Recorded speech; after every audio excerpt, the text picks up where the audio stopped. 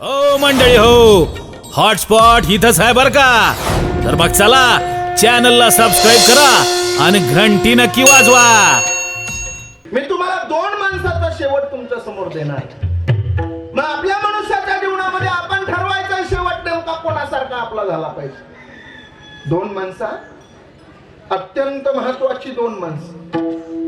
एक म्हणजे महाभारतातला धृतराष्ट्र तुमच्या डोळ्यासमोर ठेवणार आहे, आणि एक म्हणजे माझे जगद्गुरु तुकोबा आहे तुमच्या डोळ्यासमोर ठेवणार आहे. मग आपण ठरवायचा आपला त्या ठिकाणी शेवट कोणत्या पद्धतीने झाला पाहिजे. माझ्याकडे लक्ष द्या, ऐका. धृतराष्ट्र दोन्ही डोळ्याला आंधळा आहे. ऐका, धृतराष्ट्र म्हणजे कोण सांगतो तुम्हाला. काशी प्रसाद जयस्वाल नावाची एक व्यक्ती महाभारतामध्ये सांगून गेली. भ्रुवक्षत्र नावाचा एक राजा आहे, आणि त्या भ्रुवक्षत्र नावाच्या राजाला एक पोरगा झाला. त्या पोराचं नाव आहे हस्ती. त्या हस्ती नावाच्या पोरानं ज्या गाव वसवलं त्या गावाचं नाव हस्तिनापूर. त्या गावाचं पहिलं नाव आहे हस्तिनापूर, दुसरं नाव इंद्रप्रस्थनगर, तिसरं नाव योगिनीपुरा, चौथं नाव सिरी, पाचवं नाव किलासिरी, सहावं नाव लालकोट, सातवं नाव जहापना, आठवं नाव तुगलकाबाद, नववं नाव मुबारकबाद, दहावं नाव फिरोजाबाद, अकरावं नाव अकबराबाद, बारावं नाव देहली, तेरावं नाव चिराग देहली, 14वं नाव दिल्ली, आणि 19 फेब्रुवारी 1931 ला इंग्रज अधिकारी व्हाईसरॉय यानं तिचं नाव ठेवलं नवी दिल्ली. त्या दिल्लीची नावं बदलली पण वैभव नाही बदललं. ओम बिर्ला जिथं बसतात ना, त्याच्या पाठीमागे एक श्लोक लिहिलेला आहे, धर्मचक्र परिवर्तनाय. दिल्लीचा तख्त हे धर्माधिष्ठानाची वाट पाहत राहतं. मग तो भ्रुवक्षत्र नावाचा राजा, त्याला पोरगा झाला. त्या पोराचं नाव आहे हस्ती. त्या हस्तीला पुढे एक पोरगा झाला, त्याचं नाव आहे नहुष. नहुषचा पोरगा ययाती, ययातीचा पुरु, पुरुचा कृकुन्यू, कृकुन्यूचा मतिनार, मतिनारचा सेविनार, सेविनारचा दिविरथ, दिविरथचा अधिरथ, अधिरथचा नवरथ, नवरथचा तपलीचा, तपलीचा वृक्ष, वृक्षाचा संवरण, संवरणला पुढे एक मुलगा झाला, त्याचं नाव आहे कुरु. म्हणून त्या घराण्याला नाव पडलं पाटील कुरुवंश. त्यांच्याच कुलामध्ये पुढे एक मुलगा झाला, त्याचं नाव आहे प्रतीक. त्याला 3 मुलं, देवापी, बाल्लिक, शांतनू. देवापी संन्यासी झाला, बाल्लिक महाभारत युद्धामध्ये मेला, आणि शांतनू हस्तिनापुराचा राजा झाला. त्या शांतनूला गंगा नदीपासून झालेला आणि वाचलेला एक मुलगा, त्याचं नाव आहे देवव्रत. त्याला भीष्म प्रतिज्ञा केली म्हणून त्याचं नाव पडलं भीष्माचार्य. त्याची दुसरी बायको, तिचं नाव सत्यवती. तिला 2 मुलं, एकाचं नाव विचित्रवीर आणि दुसऱ्याचं नाव चित्रांगद. त्यांच्याच कुलामध्ये पुढे 2 मुलं झाले, एकाचं नाव धृतराष्ट्र आणि दुसऱ्याचं पंडू. पंडू नावाचा राजा, त्या पंडू नावाच्या राजाला पृथा नावाची एक बायको आहे. तिचं खरं नाव पृथा आहे, आपण सगळेजण तिला कुंती म्हणतो. त्या पृथेला विवाह कालापूर्वी एक मुलगा झाला, त्याचं नाव आहे वसुसेन. आपण सगळेजण त्याला कर्ण असं म्हणतो. आणि विवाह कालाच्या नंतर तिला 3 मुलं झाले, धर्मराज युधिष्ठिर, भीम आणि अर्जुन. तिची सवत मद्र देशातील एका राजाची मुलगी, तिचं नाव आहे माद्री. तिला 2 मुलं, एकाचं नाव नकुल आणि दुसऱ्याचं सहदेव. इकडे धृतराष्ट्र नावाचा राजा, त्या धृतराष्ट्र नावाच्या राजाला एक बायको होती, तिचं नाव होतं गांधारी. गांधारी महान स्त्री. बरं, गांधारी महान स्त्री. स्वतःच्या मालकाला दिसत नाही म्हणून दिसत असताना सुद्धा स्वतःच्या डोळ्यावर पट्टी बांधून उभं आयुष्य मालकासाठी खर्च करणारी पहिली स्त्री म्हणजे गांधारी. गांधारी महान स्त्री. गांधारीचं माहेर तसं पाहायला गेलं तर तिचं माहेर आहे गांधार. त्या काळातलं गांधार म्हणजे अलीकडचं कंधार, अलीकडचं कंधार म्हणजे आत्ताचं कंधार, आणि आत्ताचं कंधार म्हणजे अफगाणिस्तानची राजधानी. पाटील, अफगाणिस्तान आत्ता आहे. 1929 ला उपस्थान, नंतर उपगास्थान, नंतर अफगाणिस्तान. 1985 सार्क परिषदेची स्थापना, आणि 2002 सार्क परिषदेचा 8वा देश म्हणून अफगाणिस्तान भारताच्या पंक्तीला बसला. अफगाणिस्तानची सासरवाडी आहे कोणाची? धृतराष्ट्राची. त्या धृतराष्ट्राला 100 पोरं आहे. त्याच्यातला सगळ्यात पहिला पोरगा, त्याचं नाव आहे दुर्योधन. तो दुर्योधन वयाच्या 16व्या वर्षी अफगाणिस्तानला गेला. जसे त्याला 100 भाऊ आहेत ना, तसे त्याला मामा सुद्धा 100 आहेत, शकुनी सकट.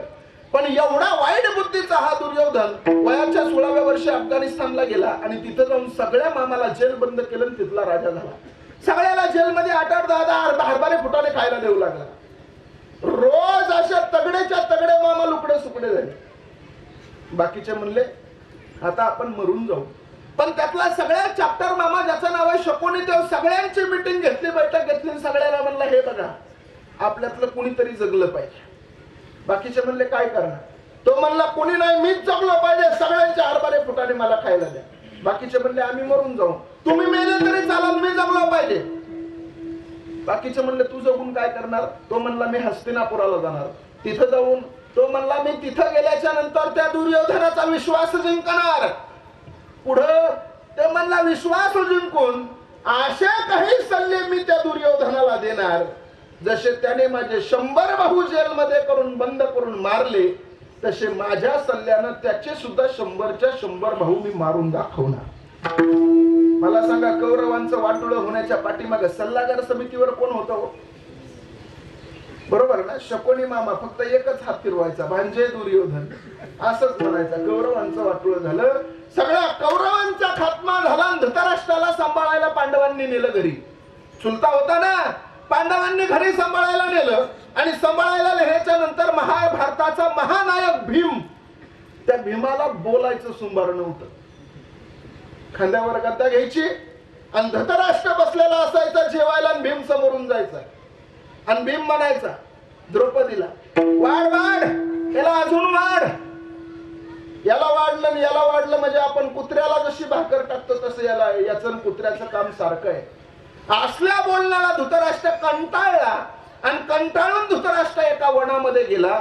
ज्या वनामध्ये गेला त्या वनाला आग लागली. दोन्ही डोळ्यानं अंधळा धृतराष्ट्र आगेपासून बचाव करायला जायचा, आप्पा महाराजांना आगेमध्येच पडायचा. आगेपासून वाचायला जायचा, आगेमध्येच पडायचा आणि आगेमध्ये पडून पडून एकेकाळचा भारताचा चक्रवर्ती राजा, 100 पोरांचा बाप, अरे महाभारताचं राज्य एवढं त्याच्याकडे होतं, पण त्याचा आगेमध्ये पडून मृत्यू झाला. तसे माझे तुकोबाराय चक्रवर्ती राजे नव्हते. तुकोबारायाकडे 100 मुलं नव्हते.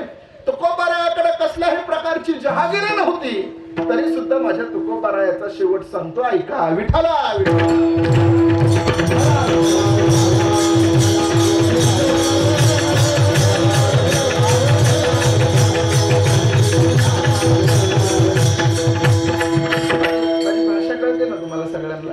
मी लय अवघड सांगतच नाही कीर्तनात महाराज.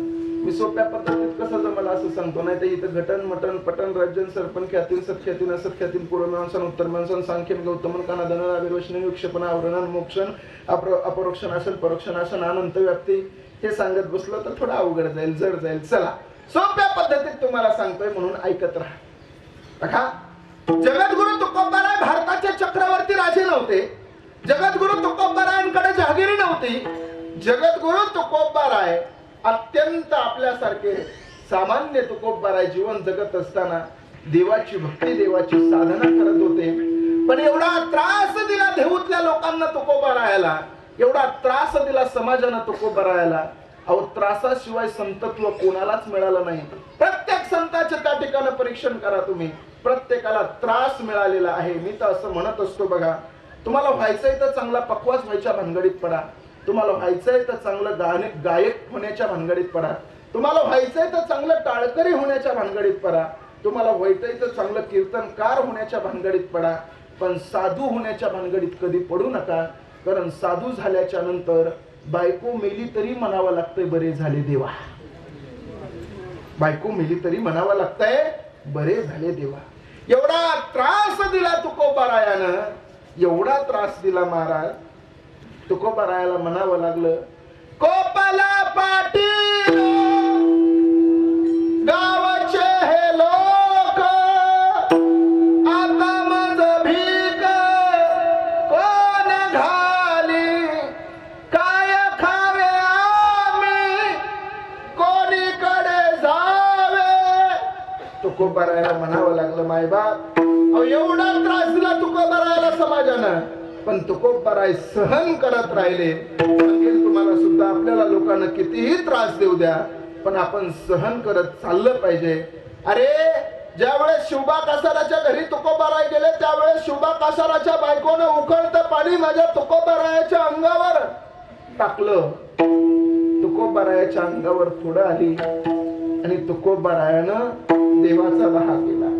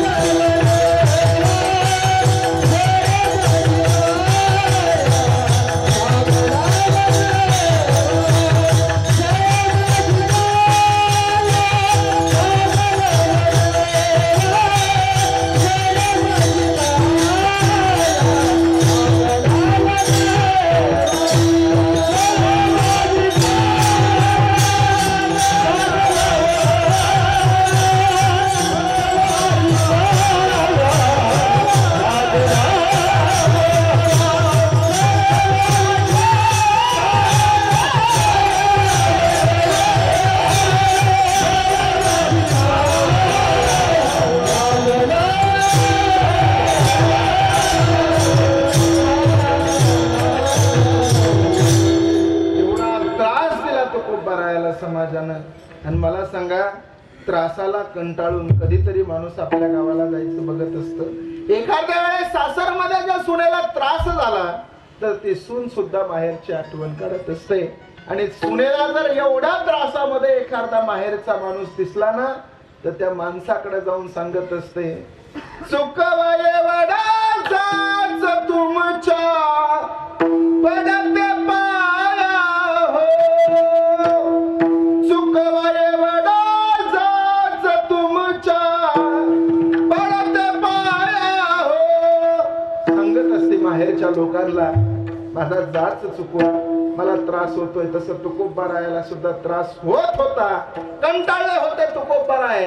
आणि तुकोबाराय सुद्धा म्हणले, आपुल्या माहेरा जाईल मी आता, निरोपया संता हाती आला. संतांच्या हातामध्ये निरोप दिला तुकोबारायानं जगाच्या मालकाकडं. काय निरोप पाठवला माहितीये? तुकोबाराय म्हणले, अहो माझा निरोप घेऊन जा. कोणाला? सनकादिकाला. तुम्ही सनकादिक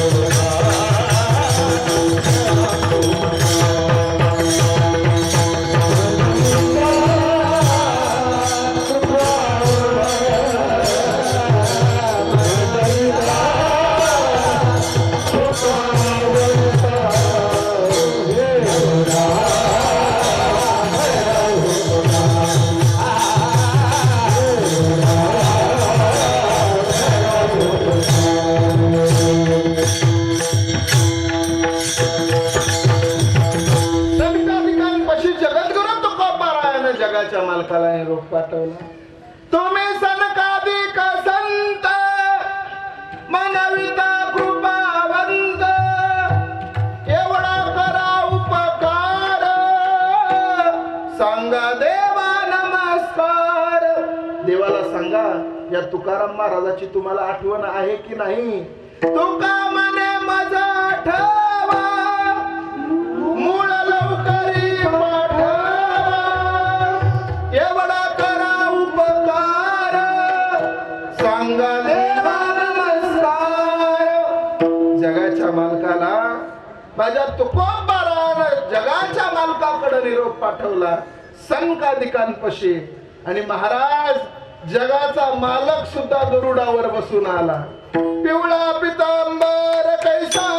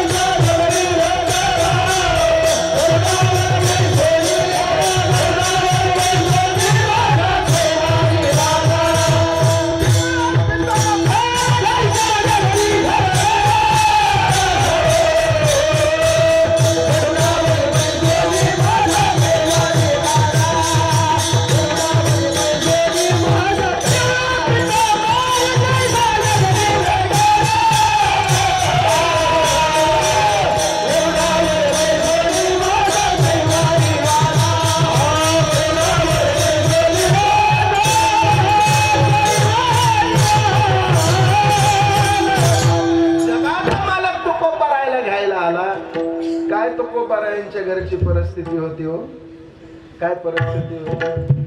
पाहुणे घराची आजी आले ऋषिकेशी, काय करू उपचार, काय करू उपचार.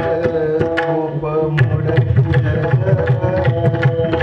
मोडकी झरझर, खूप मोडकी झरझर.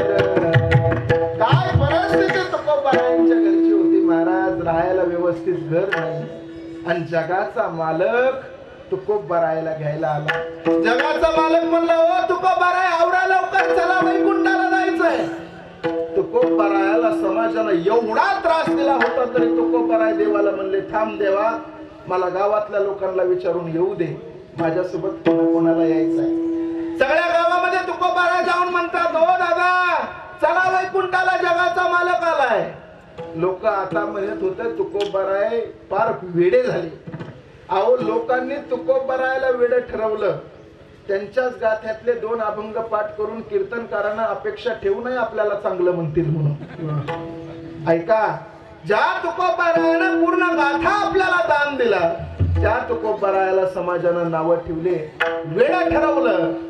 समाज तुकोबाराय म्हणले, अरे मला वाट लावायला तरी चला, नसाल यायचं तर नका येऊ माझ्यासोबत, पण गोपाळपुऱ्यापर्यंत वाट लावायला तरी चला. सगळं गाव तुकोबारायाला वाट लावायला गेलं आणि तुकोबाराय सगळ्या गावाला नमस्कार करतात. आणि शेवटचा नमस्कार तुकोबाराय म्हणतात, आम्ही जातो तुम्ही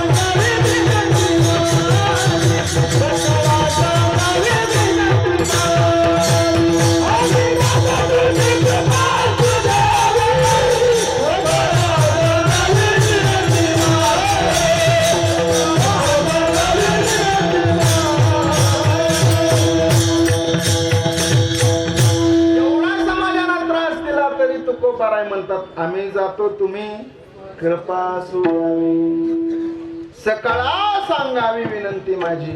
जातो आम्ही आता, जगाचा मालक खूप वेळ झाला उभा आहे. वाड वेळ झाला उभा पांडुरंग, वैकुंठा श्रीरंग बोलावितो. आम्ही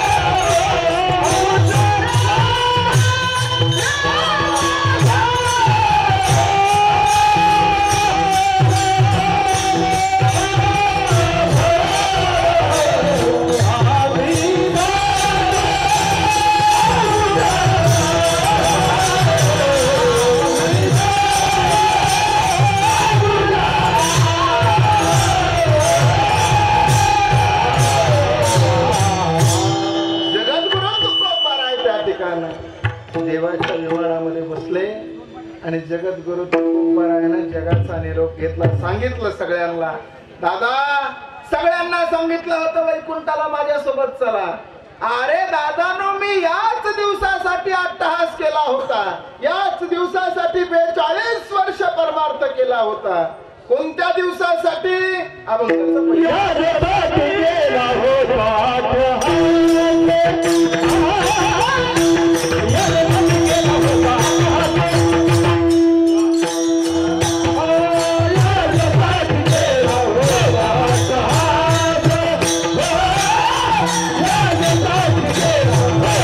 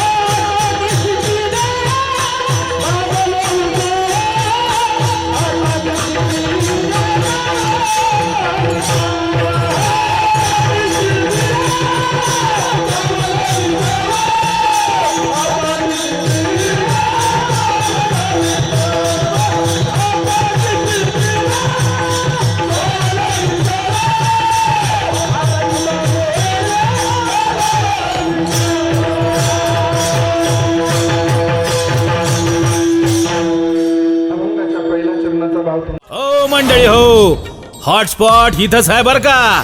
तर मग चला, चॅनलला सबस्क्राईब करा आणि घंटी नक्की वाजवा.